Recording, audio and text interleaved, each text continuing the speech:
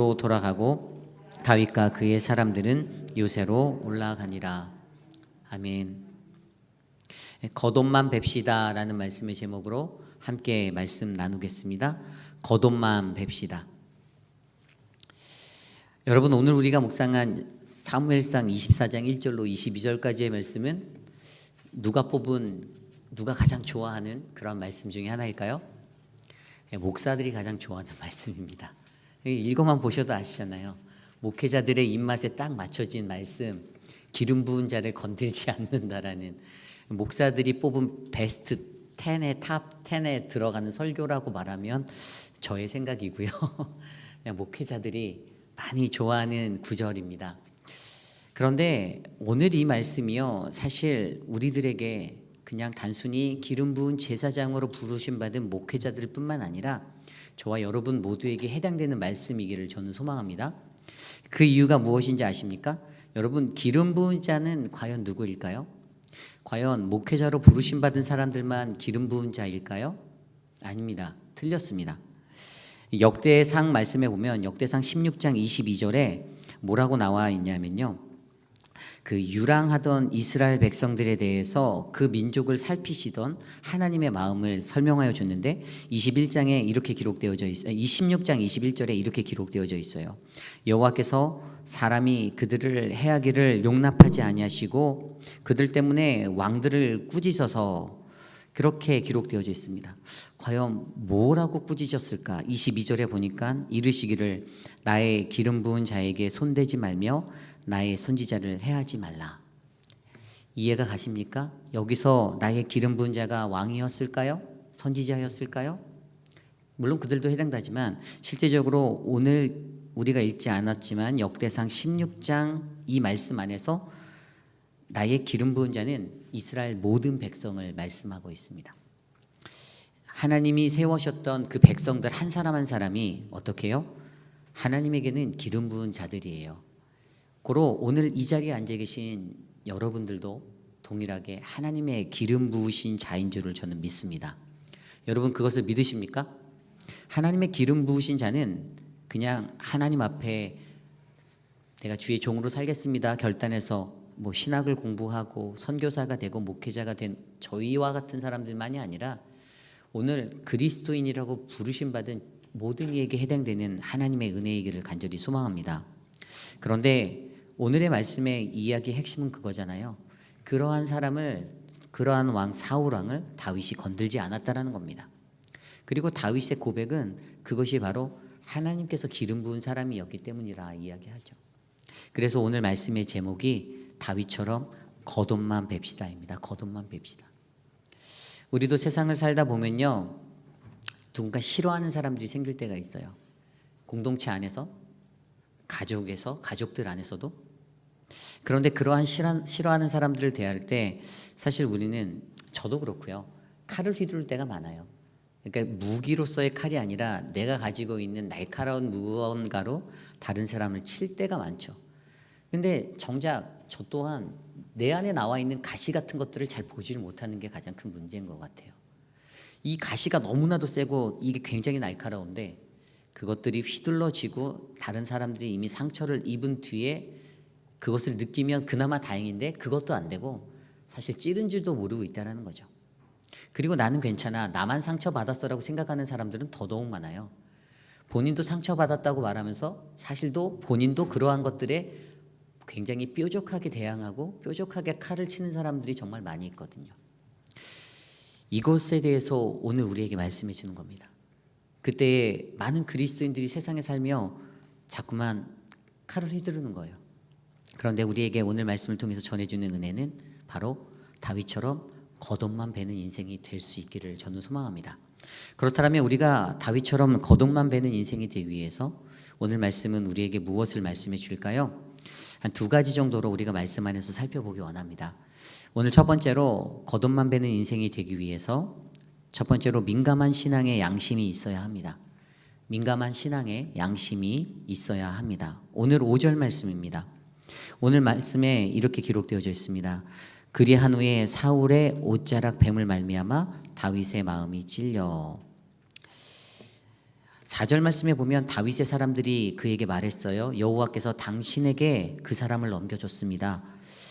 이 원수를 갚을 수 있는 좋은 기회입니다. 그런데 다윗의 반응이 어떻습니까? 그냥 그는 가만히 일어나서 사울의 겉옷자락만 가만히 베었다라고 기록하고 있습니다. 그런데 겉옷을 베고 난 후에 사울을 향해 그렇게 행했던 다윗의 모습을 살펴보니까 좀 전에 읽었던 5절 말씀이에요. 다윗의 마음이 찔려라고 기록되어져 있습니다. 다윗의 마음이 찔려. 껌컴한 동굴 안에 들어갔는데요. 아마 그 동굴 속에 오랫동안 있었던 다윗의 눈은요, 사울의 일거수일투족이 잘 보였을 거예요. 이미 자신의 눈은 어두운 곳에 잘 적응되어져 있었거든요. 그런데 이제 굴로 막 들어온 사울 왕은 어땠습니까? 그의 눈이 잘 안 보였을 거예요. 여러분, 밝은 데 있다가 어두운 데로 들어가면 잘 안 보이잖아요. 잘 안 보입니다. 잘 안 보이는데 그 상황 속에서도 다윗의 눈에는 사울과 그의 군사들이 하나씩 걸어 들어오고 그 모든 모습들이 다 보였어요. 어두운 그 지경 안에서 다윗은 그에게 살금살금 접근해 가서 어떻게 해요? 말대로 죽일 수도 있었지만 그의 선택은 그의 겉옷만 살짝 베어가는 것이었습니다. 그 도포식으로 입어진 그 통옷으로 된 길다란 그 옷에 한 끗만, 더욱이나 어땠습니까? 사울이 용변을 보러 들어간 거였잖아요. 그 상황 속에서 그의 모든 것들이 다 보이는 그 상황 속에서 그의 겉옷만 살짝 베어왔다라는 그 마음. 그런데 그걸 가지고도 다윗은요, 마음에 찔려하였어요. 죽인 것도 아닙니다. 그의 몸에 어떤 상처 하나 낸 것도 아니에요. 그 상황을 가지고 다윗은 하나님 앞에서 마음에 찔려하였습니다. 저는 이것을 선한 양심이다라고 생각합니다. 다윗에게는 그 살아있는 양심이 있었어요. 다윗이 가지고 있었던 민감한 신앙적인 양심이요, 그의 마음 가운데 찔림이 되었어요.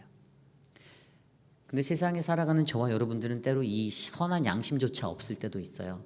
내가 찔렀음에도 불구하고 전혀 미안하지도 않고, 저도 인간인지라 누구에게 어떤 강한 액센트의 어조로 무슨 말을 할 때 하고 나면 밤잠을 잘 잘까요? 잘 못 자요. 저도 인간인지라 좀 좋은 인간이에요. 그래서 머릿속에 생각하고 마음속에 뒤척이면서 하지 말걸. 후회도 한 적 정말 많아요. 그런데 선한 양심 없는 사람은요, 찔러놓고선 개의치도 않아요. 눈에 피 한 방울 안 나는 거죠. 그 사람을 찔러놓고 나서도 근데 다윗은 오늘 겉옷만 살짝 뱄음에도 그 양심이, 선한 양심이 마음속에 작용됐잖아요. 신앙적으로. 그러니까 그것이 하나님 앞에 죄책감으로 느껴지는 거예요. 그런데 우리들의 삶 속에서는 이러한 모습이 어그러질 때가 너무 많다라는 사실이죠. 오늘 이 말을 고백하는 다윗의 마음이 무엇이죠? 그것은 6절에 나온 대로 자기 사람들에게 이르러 내가 손을 들어 여호와의 기름 부음 받은 자를 치는 것이 여호와께 금하시는 것이라는 것을 그는 알았기 때문이에요. 하나님이 싫어한다라는 것을 너무 잘 알았죠. 하나님이 싫어하시기 때문에 이것을 하면 안 된다라는 것을 알았어요. 그래서 그의 안에 있는 선한 양심이 작동이 되었다라는 사실이에요. 어떤 도둑놈들이요, 보석방을 털었대요. 그래서 그 보석방을 막 몇 명이 다 털고 나서 이제 보석들을 다 수거해 갖고 딱 왔는데 두목이랑 앉아서 이제 야, 다 꺼내봐 해서 꺼냈는데 아까 가져온 것 중에 큰 다이아몬드 하나가 비는 거예요. 그래서 두목이 이렇게 말했대요.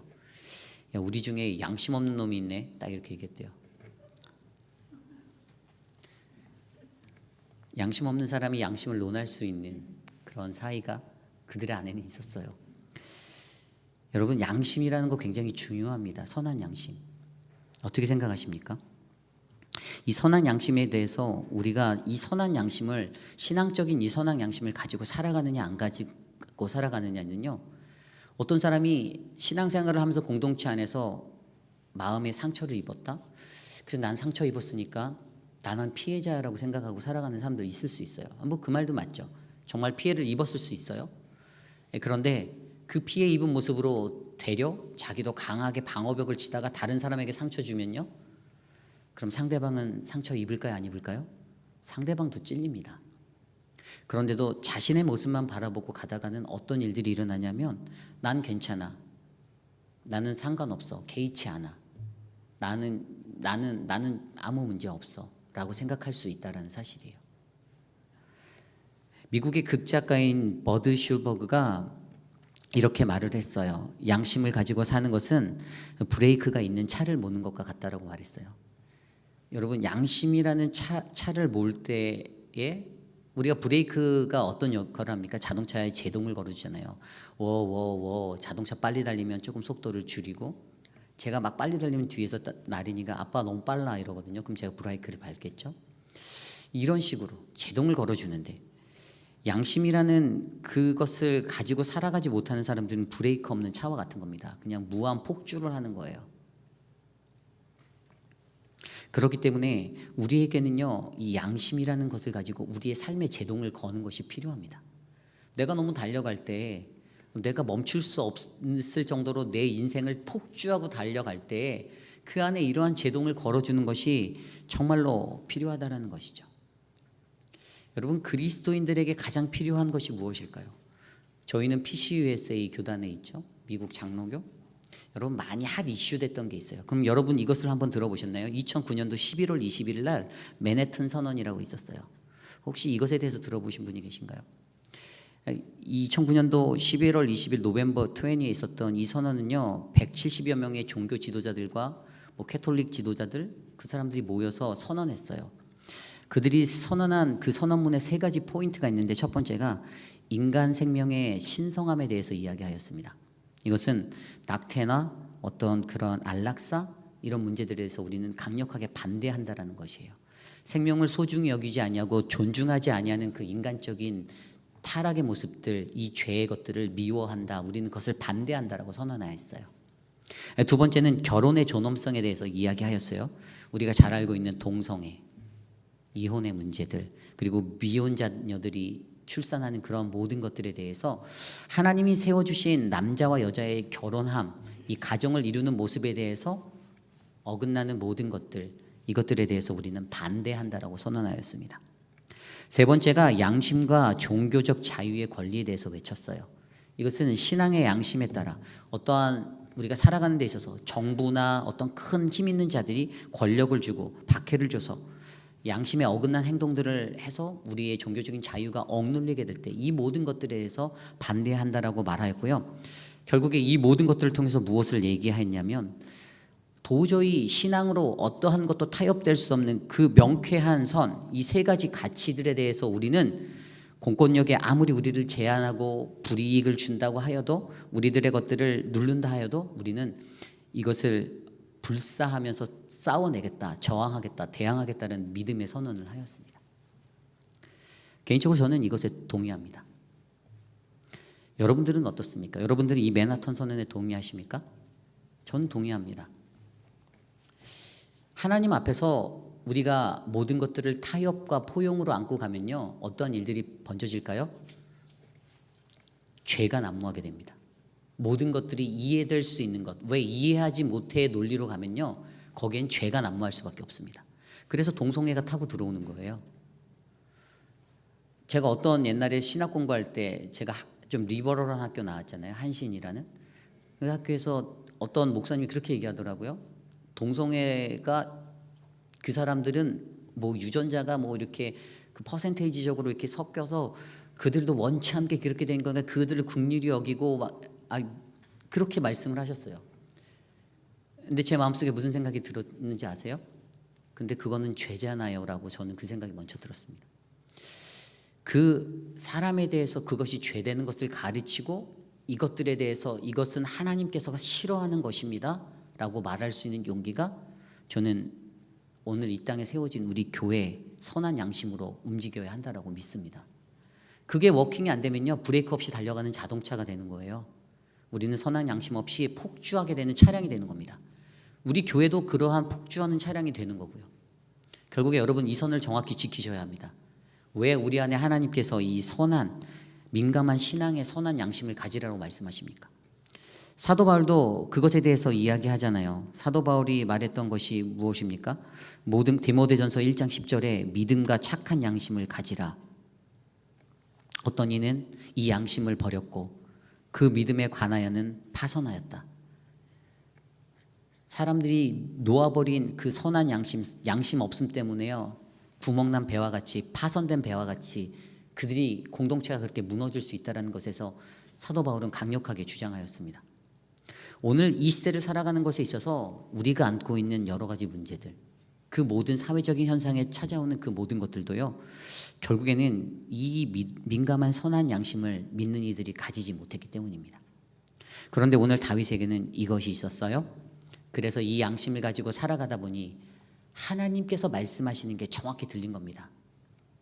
하나님이 기름 부은 사람, 하나님의 손에 맡겨드리는 것, 내가 그를 해할 수 없다라는 사실을 알았어요.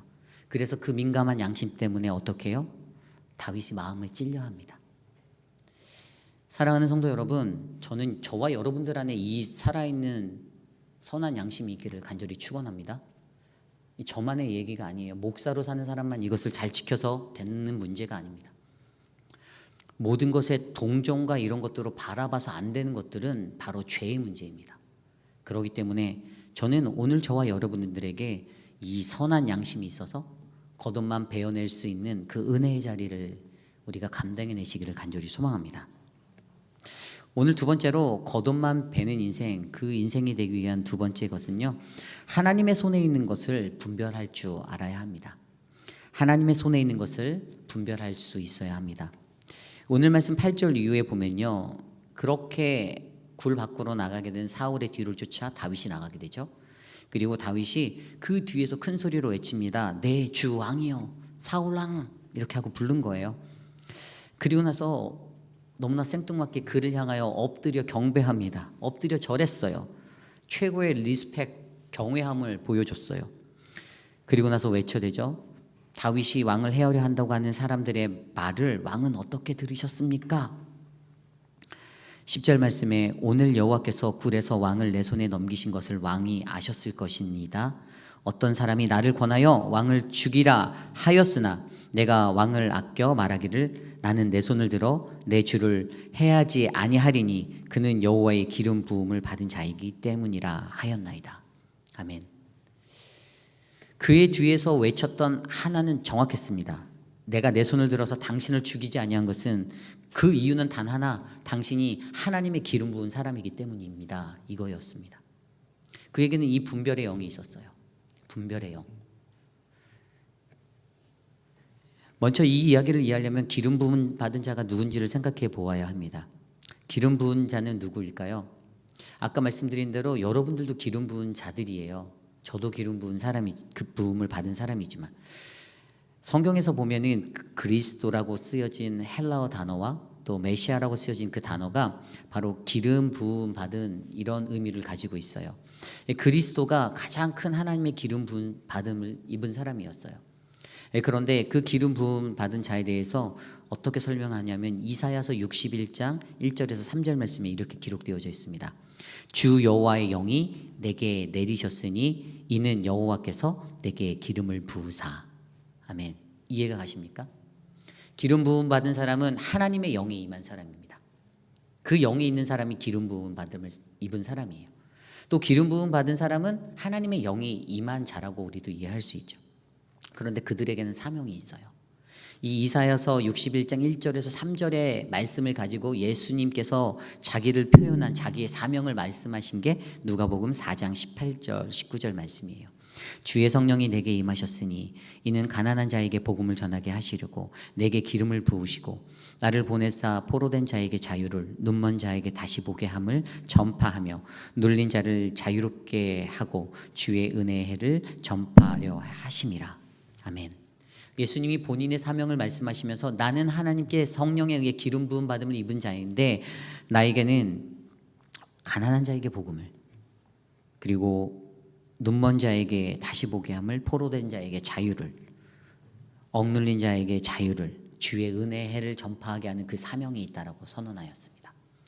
이사야서에서 그대로 나왔던 말씀이에요. 이사야서 61장 1절에서 3절 주 여호와의 영이 내게 내리셨으니 이는 여호와께서 내게 기름을 부으사 가난한 자에게 아름다운 소식을 전하게 하려 하심이라.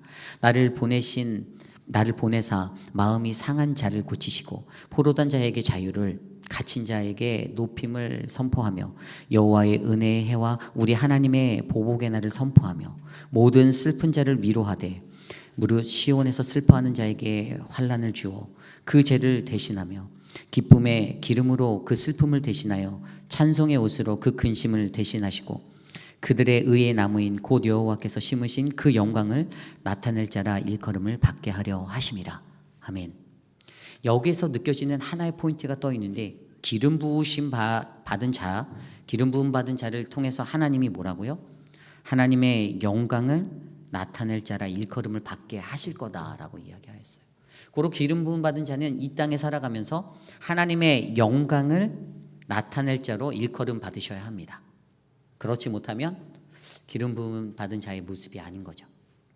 그리고 앞서 설명드린 대로 기름 부음 받은 자는 제사장과 선지자들 그들에게 어떠한 예전으로서 기름 부음 받고 하나님의 선택을 받게 되고 하나님의 부르심을 확증하는 제도로 쓰여졌지만 오늘날 분명히 이 땅에 살아가는 우리 모두에게는 아까 우리가 역대상 말씀을 통해서 알아보았듯이 모든 백성, 하나님의 모든 사람들이 하나님의 거룩하신 기름 부음 받은 자들로 부르심을 입었다라는 사실을 우리가 알아야 하는 거죠. 그런데 오늘 다윗에게는 그러한 자들을 구별해낼 수 있는 영이 흐르고 있었어요. 그의 눈에는 보였어요. 그냥 감정적으로 충동적으로 자신의 칼을 들고 사울의 목을 베어버릴 수 있는 그 자리에 섰음에도 불구하고 그가 그 손을 멈췄던 것은 하나님의 손에 있는 그것을 분명히 분별하여 볼 수 있었다는 사실입니다. 사울의 목숨이 나의 인생이 아니고 사울의 목숨은 하나님의 손에 달려있는 목숨이다라는 사실을 그는 알았던 것이죠. 그러기에 오늘 이 시대를 살아가는 우리들에게 가장 요구되어지는 마음이 바로 하나님의 손에 있는 것을 분별할 수 있는 영이 우리에게 필요하다는 사실이죠. 그러므로 기름 부음 받은 일을 행하지 않아였던 그의 모습은 다윗이 하나님을 향한 경외함의 표현이었습니다. 그가 하나님을 얼마나 경외하는지를 보여주는 그러한 신실함의 모습이었어요. 우리도 세상에 살아가면서 이 하나님의 손에 있는 것을 잘 분별하시길 바랍니다. 여러분 주머니를 뒤져서 딱 키를 꺼냈는데 내 차 키가 벤츠 키예요. 이게 내 손에 있으니까 이게 내 것이다 라고 생각하실 수 있어요. 그런데 여러분 그것은 하나님의 것입니다. 여러분 내 사랑하는 자녀가 너무나도 눈에 넣어도 안 아플 자녀가 내 앞에 뛰어다녀요. 아 쟤는 내 거야. 물론 여러분들의 것이죠. 그런데 그것도 하나님의 것입니다. 하나님의 것이기 때문에 어떻게 됩니까? 하나님이 달라고 하시면 하나님께 드려야 하는 거예요. 결국에 하나님의 것을 잘 분별할 수 있는 영의 사람은요 자신의 손을 사용하지 않습니다. 다윗이 그의 손을 들어 내 주를 해하지 않았던 것, 이 손을 들어 그가 손을 들었다라는 것은 자신의 지각 속에서 인지 능력에서 내 손을 들어서 내가 저 사람을 쳐야지라고 생각했던 어떤 뇌파신경이 흘렀던 거잖아요. 그런데 그것들을 행하지 아니하였다는 것은 내 생각이 아닌 주의 영에 이끌려 그것들을 분별하고 판단하였다는 사실이죠. 이것이 필요합니다. 목회 현장에서도 우리가 그러한 것들을 많이 느껴요. 저도 많이 느껴요. 저도 진짜 생긴 게 인상이 좀 더럽잖아요. 잘 못생겼잖아요. 그리고 막 까칠하게 생겼잖아요. 그러니까 마음속에서 막 나도 어떤 사람들 보면 막 시험 들어요. 그럼 막 내 손이 막 들어 올라갈 것 같은 그런데 그때 내 손이 아니라 하나님의 손에 있다라는 것들을 자꾸만 하나님이 생각하게 하십니다. 그리고 내 안에 있는 민감한 양심을 자꾸만 터치하세요. 막 양심의 찔림을 받는 거죠. 그러니까 그 양심이 작동하니까 제가 누군가에게 조금 강한 어조로 무언가를 말하고 나서도 혼자 뒤척이고 마음속에서 뒤척뒤척 하는 거예요. 제가 만약에 그런 양심이 없는 목사라면 어땠을까요? 아무렇지 않은 듯 룰루랄라 하고 오늘 하루를 또 살았겠죠. 그러기에 오늘 우리에게 주신 이 말씀을 놓고 저희에게 요구되어지는 그 마음은 무엇이죠? 다윗이 사울 왕이 입었던 그 도포 같은 그 옷에 겉옷만 살짝 베었던 그 은혜가 바로 저와 여러분들 안에 넘치기를 간절히 소망합니다. 여러분들 분명히 여러분들도 저는 알아요. 여러분들도 미워하는 사람이 있잖아요. 싫어하는 사람이 있잖아요. 여러분 겉옷만 베세요. 겉옷만. 속옷은 베지 마십시오. 겉옷만 살짝 베세요. 겉옷만 살짝 베시고 나서서요 집에 가서 속 시원해라고 하시고 그런데 저는요 믿어요. 우리 회의필 한인 장로교회는요 겉옷도 안 베는 사람들 줄 믿습니다. 겉옷도 안 베는 사람들 줄 믿습니다. 다른 교인들은 겉옷만 베어도 우리 교인들은 그 겉옷도 안 벨 줄 믿습니다. 참 목회를 하면서 마음속에 그려지는 그림이 있어요. 그것은 모두가 좀 다 서로가 서로를 좀 사랑하고 살아갔으면 좋겠다는 생각이에요. 제가 오늘 아침에도 말했는데 저는 개인적으로 저희 아내가 제일 저를 잘하는 게 제가 좀 저는 불평하고 컴플레인하는 소리를 잘 못 들어해요. 그러니까 만약에 저를 싫어하시잖아요. 저한테 와서 그런 말 계속 하시면 제가 못 견뎌하는 걸 보실 수가 있어요. 제가 진짜 그게 좀 훈련이 안 된 것 중에 하나가 저는 그런 소리를 들으면 제가 막 다운이 제가 누가 땅에서 저를 막 끌어 잡아 당기는 것 같고요. 그냥 땅 속으로 파고 들어가고 싶어요. 막 몸에서 자동적으로 못 버텨요 그런 거를. 그래서 제가 하나님 앞에 늘 기도하는 게 하나님 내 주변에 있는 분들은 불평불만하지 않고 감사함으로 살게 해주세요라고 제가 늘 기도하는데 인간지사가 또 그렇지 않더라고요. 더욱이나 이게 부목사 때도 아니고 담임 목회자가 되면 또 그런 자리에 또 선다는 거 저도 잘 아는데도 그런 것들 들려오면 마음속에서 막 괜히 막 나도 막 요동쳐요. 그때마다 저는요 하나님 앞에서 더 간절히 기도하는 게 하나님 차라리 저를 죽여주십시오 이러거든요. 근데 여러분들 압니다. 저도 여러분들의 마음 알아요. 얼마나 뜨거운 열정으로 살아가시는지도 너무 잘 알아요. 그게 교회를 사랑하니까 진짜 교회 안에 거룩한 그 마음으로 그것들에 관심하니까 그것들이 보이니까 담임 목회자인 저한테 와서 얘기하시는 거 아니겠어요? 저도 다 압니다. 그런데 때로는요 그 너머에서 일하시는 하나님이 다른 계획을 가지고 계실 때가 있더라고요. 그러한 사람들을 통해서도요 하나님이 일하시는 거예요. 저희 교회 5분의 시무장로님이 계시잖아요. 그 한 분 한 분들을 정말 들여다보면 모습이 다 달라요.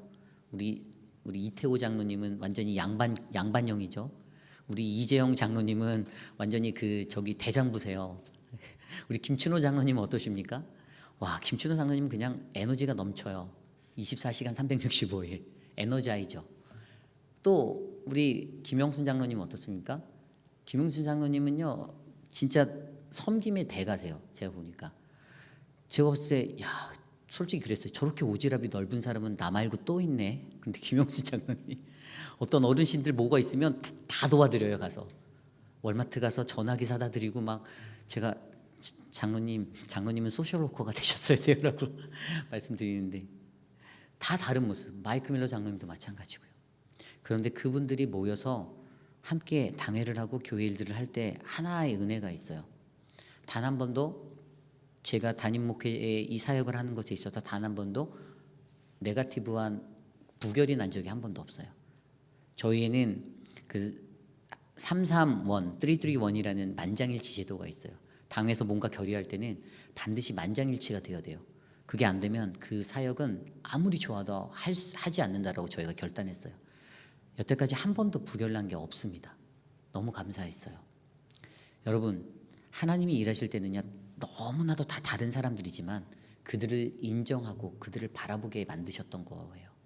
그렇기 때문에 우리 안에 그 은혜가 더 크고 흘러넘치는 것입니다. 여러분 이것을 믿으시기를 부탁드립니다. 그래서 우리들 안에는요 어떻게 해요? 우리가 겉옷만 뵐 수 있는 지혜, 그 겉옷도 안 뵐 수 있는 지혜가 우리 안에 흘러넘치는 겁니다. 그것이 바로 선한 양심, 그리고 다른 하나가 하나님을 경외함의 모습에서 흘러나오는 하나님의 손에 있는 것을 분별하는 것이죠. 하나님의 손에 있다라는 그 인정은 하나님의 경외함의 표현입니다. 내가 하나님을 얼마나 경외함은 하나님의 것인지 아닌지를 분별할 수 있는 지혜의 척도가 됩니다. 내가 하나님을 인정할 때는요 작은 것에도 마음에 찔려하는 그 아픔이 있어야 한다라는 그 양심이 워킹하게 됩니다. 그러므로 오늘 말씀을 통하여서 우리에게 주시는 그 은혜가 우리 사랑하는 회빛 한인 장로교회를 더욱더 아름답게 만들 수 있는 거룩한 불씨가 되기를 저는 간절히 소망합니다. 그러한 마음으로 우리가 함께 찬양 한 곡 했으면 좋겠는데요. 그 일을 하기 위해서 가장 필요한 게 무엇인지 고민했더니 선한 능력이 내게 필요하다라는 생각이 들었습니다. 이 선한 능력은요, 내가 가지고 있는 능력치의 그 발휘가 아니에요. 내가 가진 학벌적인 거, 지식적인 거, IQ 200인 사람이 할 수 있는 능력이 아닙니다.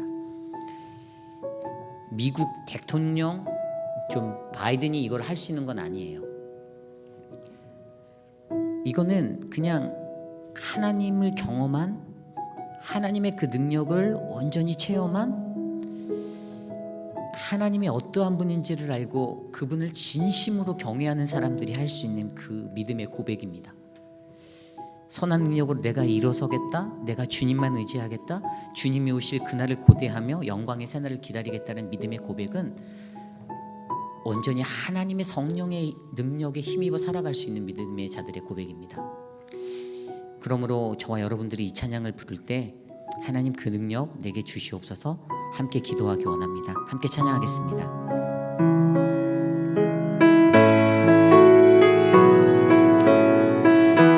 주선한 능력으로, 주선한 능력으로 안으시네 그 크신 팔로, 그 크신 팔로 날 붙드시네.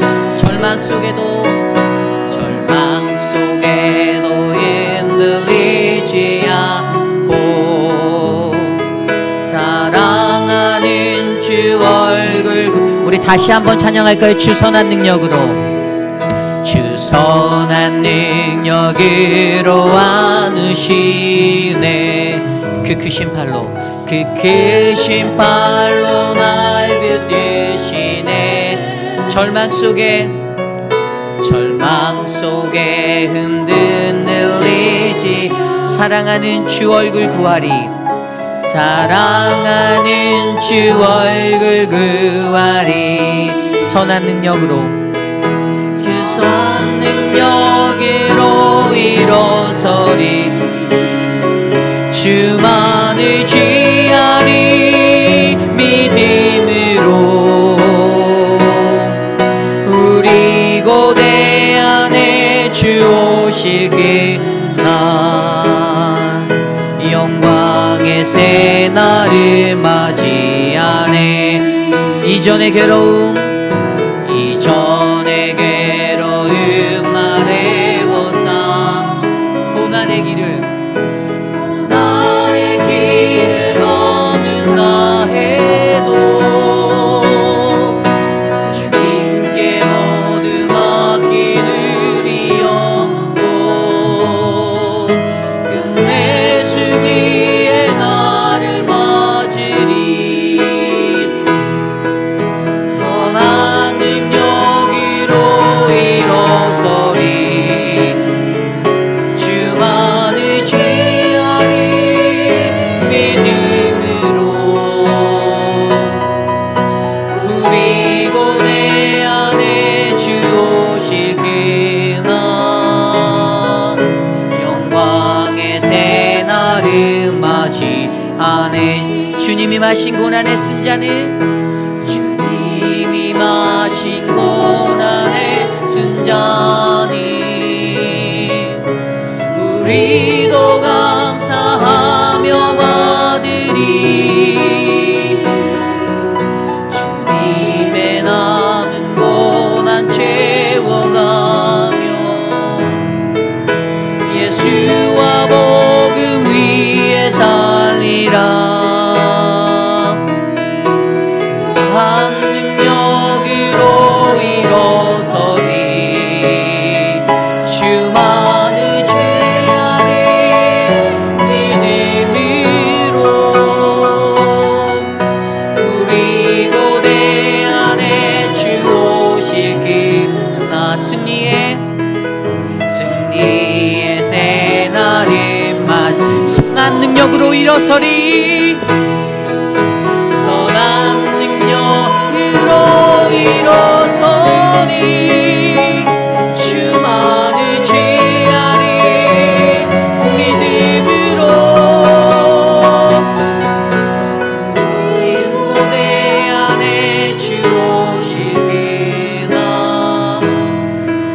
영광의 새날을 맞이하네.